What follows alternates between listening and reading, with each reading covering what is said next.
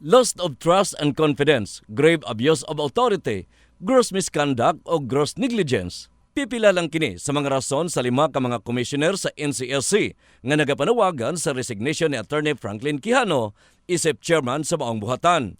Apan gipaklaro ni Commissioner Edwin Espijo nga wala niini ginaakusaran og korupsyon ang chairman.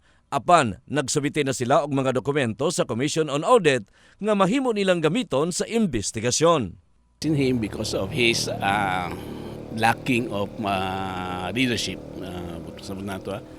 does not have the moral compass and the moral ascendancy to lead the agency that is supposed to give services to the senior citizens. Giangko ni Espijo nga sila mismo ang nag-uol sa gisangputan sa maong kahimtang apan ginahimo nila ang maong butang aron nga mapahapsay ang implementasyon sa mga programa nga angayan nilang ipatuman sa komisyon. We are just doing this para mapahapsay, mapadali nato pag-implementa sa mga programa nga angay dapat i-implementa nato.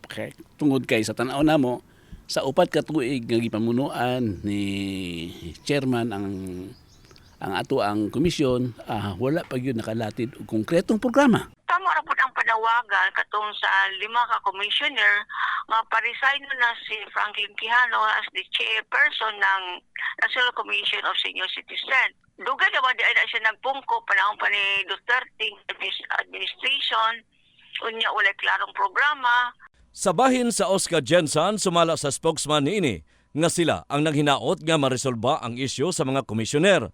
Giangko ni Celso Mendoza nga dili malikayan ang epekto sa hanay sa senior citizen kung pananglitan nga dili maresolba ang problema sa mga naisgutan. Kini manggong mga commissioner mao ni magahimo og mga policy no og ang implementation sa mga programa sa senior citizen unya kun dili sila magpasinamo akong epekto ni problema.